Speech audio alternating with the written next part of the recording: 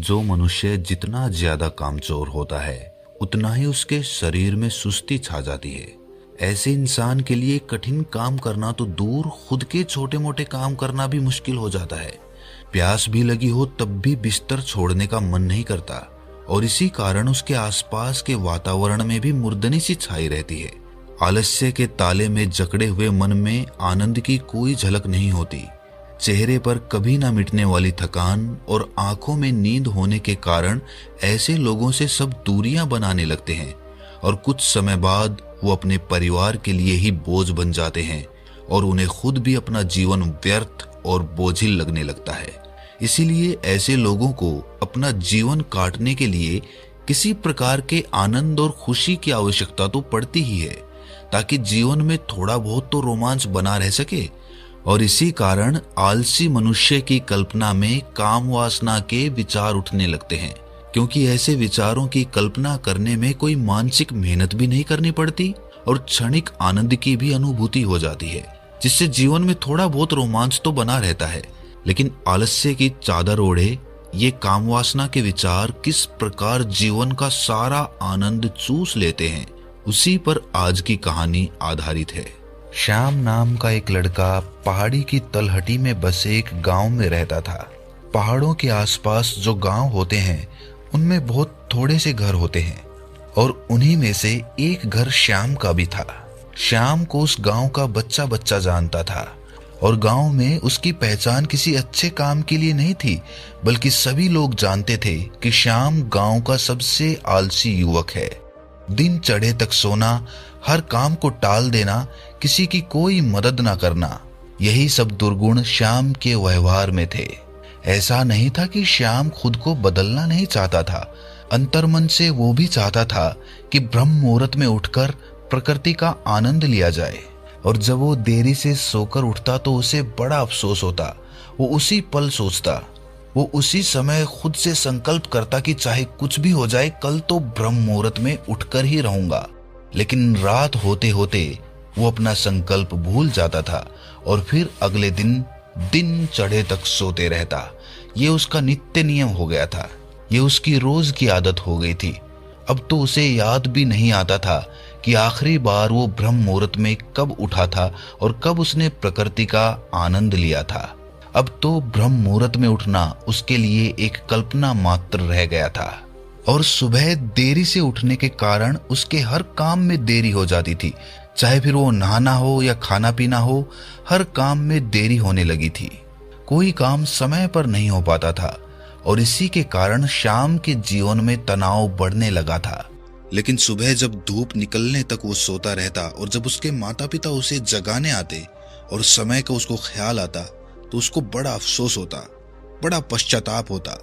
वो सोचता कि मैं चाहकर भी खुद को बदल क्यों नहीं पा रहा हूँ, क्यों मैं अपने संकल्प का पालन नहीं कर पा रहा हूँ।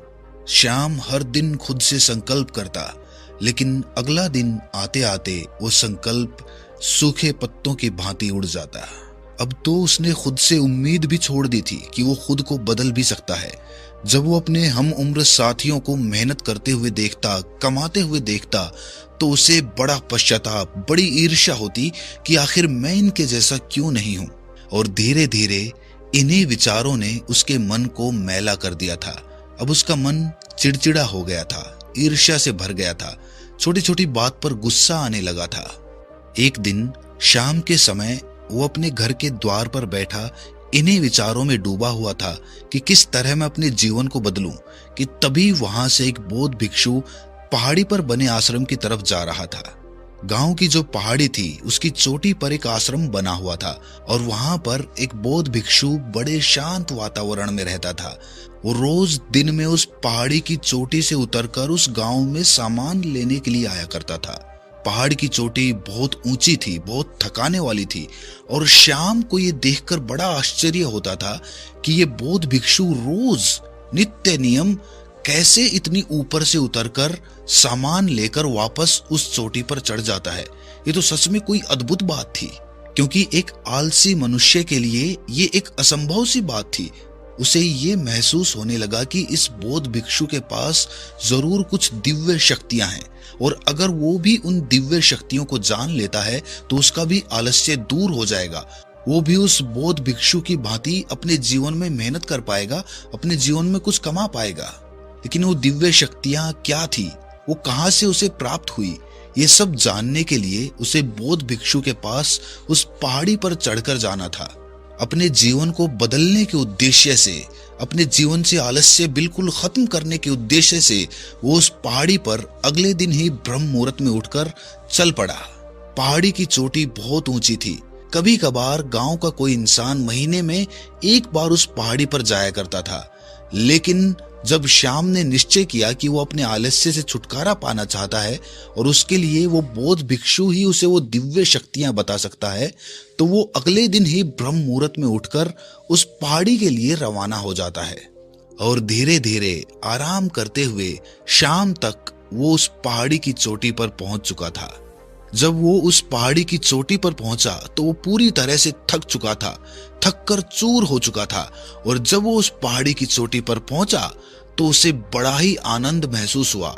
हालांकि वो थका हुआ था, लेकिन अपने लक्ष्य तक पहुंचने पर जो मजा, जो आनंद पैदा होता है, वही आनंद श्याम के मन में पैदा हो रहा था। आज उसे पहली बार एहसास हुआ कि मेहनत करने से कितना आनंद पैदा होता है। जब वो आश्रम में पहुंचा तो आश्रम के द्वार पर ही वो बौद्ध भिक्षु बैठे हुए थे। श्याम के वहां पहुंचते ही बौद्ध भिक्षु ने उसे संबोधित करते हुए कहा कि मैं तुम्हें ऊपर से बैठकर देख रहा था। तुम किस तरह आराम करते हुए अपने लक्ष्य की तरफ लगातार बढ़ रहे थे, ये देखकर मुझे बड़ी प्रसन्नता हो रही थी। चलो मुझे बताओ कि यहाँ पर तुम्हारा आना क्यों हुआ है? तुम्हारे मन में कौन से सवाल है जिनका उत्तर तुम्हें नहीं मिला? श्याम ने उन बौद्ध भिक्षु से कहा कि हे महात्मन, आप ये मत समझिए कि मैं बहुत हिम्मत वाला लड़का हूँ। मैं तो बहुत ही आलसी हूँ, लेकिन आपसे मिलने के लिए मैं इतनी नीचे से लगातार चलते हुए आ रहा हूँ। वो आप ही हैं जिन्होंने मुझे हिम्मत दी, जिनकी वजह से मैं इतनी ऊंची पहाड़ी चढ़ पाया। मैं अपने जीवन में कभी कल्पना भी नहीं कर सकता था कि कभी इतनी ऊंची चोटी चढ़ पाऊंगा, लेकिन मेरे मन के सवाल मुझे जीने नहीं दे रहे थे, इसीलिए मजबूरन मुझे आपके पास आना पड़ा। मैं आपसे जानना चाहता हूं कि इतनी उम्र बीत जाने के बाद भी आपके शरीर में उस फुर्ती, वो चपलता, वो फुर्ती कैसे कायम रह पाती है? कैसे आप रोज गांव में जाकर वापस इस आश्रम में आ पाते हैं? जिस चोटी पर लोग महीनों महीनों नहीं चढ़ पाते, आप रोज कैसे इतनी दूरी तय कर लेते हैं? अगर आप मुझे वो रास्ता बताएंगे तो मैं अपने जीवन से आलस्य को बिल्कुल दूर कर पाऊंगा। आलस्य के कारण मैं अपने जीवन से बहुत परेशान हूँ। पूरे दिन बिस्तर में पड़ा रहता हूँ और नाना प्रकार के ख्यालों की कल्पना करता रहता हूँ। और पिछले बहुत दिनों से मेरे मन में काम वासना के विचार लगातार चलते रहते हैं, जिसके कारण मेरे शरीर की प्राण शक्ति धीरे धीरे खत्म हो रही है। मैं बहुत जल्दी बूढ़ा होने लग रहा हूँ। मुझे किसी चीज में कोई आनंद नहीं आता, सिर्फ काम वासना को छोड़ दिया जाए तो। सिर्फ मेरी काम वासना ही है जो मुझे आनंद प्रदान करती है। जब भी मैं अपने बिस्तर में लेटता हूँ तो नाना प्रकार की सुंदर युवतियों के चेहरे मेरी आंखों के सामने घूमने लगते हैं। मैं अपने उन विचारों को रोकने का बहुत प्रयास करता हूँ, लेकिन जितना ही मैं रोकने का प्रयास करता हूँ, वो विचार उतने ही ज्यादा मुझ पर हावी होने लगते हैं। कृपया करके मेरा मार्गदर्शन करिए, मुझे इस कीचड़ से, इस नर्क से बाहर निकालिए, वरना तो मैं एक दिन खुद ही आत्महत्या कर लूंगा। बौद्ध भिक्षु ने उसके आंसू पोंछते हुए, उसे दिलासा देते हुए कहना शुरू किया कि आलस्य को हम खुद बढ़ावा देते हैं। हमारा मन नाना प्रकार की चाल चलता है और हम उस चाल में उलझ जाते हैं। अगर हम अपने मन की चाल को पकड़ना सीख ले तो फिर हमारा मन हमें धोखा नहीं दे पाएगा। फिर वो उसी प्रकार कार्य करेगा जिस प्रकार हम चाहेंगे। अगर तुम अपने मन को 1 इंच भी जगह नहीं दोगे, कोई बहाना चलने ही नहीं दोगे, तो तुम्हारा मन तुम्हारा कुछ भी नहीं बिगाड़ पाएगा। फिर वो तुम्हारा साथी हो जाएगा। और इसके विपरीत अगर तुम अपने मन का बहाना मान लेते हो, अपने मन की चाल में फंस जाते हो, तो वही मन तुम्हारा दुश्मन बन जाएगा। आज जब तुम इस पहाड़ी पर चढ़ रहे थे तो तुम्हें आलस्य क्यों नहीं आया? तुमने खुद से ये सवाल किया? क्योंकि तुम्हारे मन के पास कोई बहाना ही नहीं था। तुमने अपने मन को बचने के लिए कोई जगह नहीं दी। तुम्हें पता था कि अगर तुम्हें वो तरीके पता नहीं चले जिनसे तुम्हारा आलस्य दूर होगा, तो तुम खुद आत्महत्या कर लोगे। तुम अपने जीवन से इतना ऊब चुके थे, अपने आलस्य को दूर करने के लिए इतने लालायित थे कि तुम्हारा सारा आलस्य एक पल में खत्म हो गया, क्योंकि तुम्हें किसी भी कीमत पर अपने सवालों के जवाब चाहिए थे और वो जवाब सिर्फ मैं ही दे सकता था, और मैं इस चोटी पर बैठा हुआ था। इसीलिए तुम्हें अपने सवालों के जवाब पाने के लिए इस चोटी पर चढ़ना ही था। हमारा मन तब तक हमें अपने बहानों में फंसाता रहता है जब तक उसे कोई दूसरा विकल्प नजर आता है। अगर तुम्हें अपने सवालों के जवाब अपने गांव में ही मिल गए होते तो तुम इस चोटी पर कभी नहीं चढ़ते। चूंकि तुम्हारे पास कोई दूसरा विकल्प ही नहीं था, इसीलिए मजबूरन तुम्हें इस चोटी पर चढ़ना पड़ा, और इसीलिए कोई दूसरा विकल्प ना होने के कारण तुम्हारा आलस्य बिल्कुल दूर हो गया। चाहे कुछ देर के लिए ही हुआ, लेकिन हुआ तो सही। जब तुम दिन चढ़े तक सोते रहते हो तब तुम्हारे मन में यही ख्याल होते हैं कि शायद मेरी किसी को जरूरत नहीं है, मेरे पास कोई काम नहीं है, इसीलिए जागने से क्या फायदा। लेकिन जब तुम्हें ये महसूस होगा कि चाहे दूसरे किसी को तुम्हारी जरूरत हो या ना हो, लेकिन तुम्हें खुद की जरूरत है, खुद को समझने के लिए ब्रह्म मुहूर्त में उठना, सुबह की ताजी हवा का सेवन करना, सुबह सुबह व्यायाम करना, वो तुम्हें कितना आनंद प्रदान करता है। एक बार अगर तुम्हें ये महसूस हो जाए तो तुम्हारे पास दूसरा कोई विकल्प नहीं रहेगा, और उसके बाद तुम्हारा मन तुम्हें अपनी चाल में फंसा नहीं पाएगा और तुम्हारा आलस्य बिल्कुल खत्म हो जाएगा। तो सबसे पहली सीख यही है कि अपने मन से बहाने बनाना बंद करो। कब तक खुद को धोखा देते रहोगे? अपने आलस्य को दूर करने के लिए भोजन का बहुत बड़ा उपयोग होता है। जैसा खाएं अन्न वैसा हो जाए मन। इसीलिए जिस प्रकार का भोजन तुम करते हो उसी प्रकार का तुम्हारा मन हो जाता है। अगर तुम बासी खाना खाओगे, बेवक्त भोजन करोगे, तो उसका अंजाम भी तुम्हें भुगतना पड़ेगा। समय से और शुद्ध भोजन करना बहुत आवश्यक होता है, और इसके साथ साथ ये भी ध्यान देने वाली बात होती है कि जितनी भूख हमें लगी है उससे 2 रोटी कम खाई जाए, क्योंकि जितना भरपेट हम भोजन करते हैं उतना ही आलस्य हमारे शरीर में प्रवेश करता है। आपने कभी ध्यान दिया होगा कि जब भी आप भरपेट भोजन करते हैं तो आपको तुरंत नींद आने लगती है। इसके अलावा अपने शरीर की देखरेख भी बहुत आवश्यक होती है। अपने शरीर को ना तो बहुत ज्यादा गर्म पानी से और ना ही बहुत ज्यादा ठंडे पानी से एक इंसान को नहाना चाहिए। इंसान को हमेशा ताजे पानी से नहाना चाहिए, और ताजे पानी से नहाने के बाद कम से कम सप्ताह में एक बार अपने शरीर की सरसों के तेल से मालिश जरूर करनी चाहिए। इससे हमारे शरीर की त्वचा खुलने लगती है, उसका रोम रोम जागृत हो जाता है। ताजी हवा हमारे पोर पोर में समाने लगती है, जो हमें एक नई ऊर्जा प्रदान करती है। इसके साथ साथ ये भी ख्याल रहना चाहिए कि हम अपनी नाभि में तेल अवश्य लगाएं। रोजाना नाभि में तेल लगाने से हमारी सभी नाड़ियों को पोषण मिलता है, जिससे कि रक्त का प्रवाह हमारी नाड़ियों में सुचारू रूप से चलता रहता है। इसके साथ साथ अगर शरीर में बहुत ज्यादा आलस्य है तो सुबह ब्रह्म मुहूर्त में उठते ही तिल के तेल का कुल्ला जरूर करें।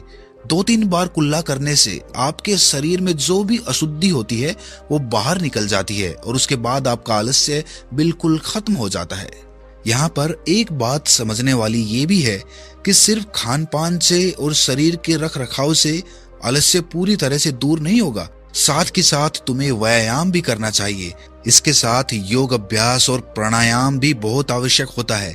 इससे तुम्हारे शरीर की मांसपेशियां पूरी तरह से खुलती हैं, और एक बार अगर तुम आलस्य के चक्कर से बाहर निकलकर असली आनंद का मजा ले पाए तो फिर तुम्हें किसी सीख की कोई आवश्यकता नहीं पड़ने वाली, क्योंकि जहां पर हमारे मन को आनंद मिलता है वहीं पर हमारा मन अपने आप दौड़ा चला जाता है।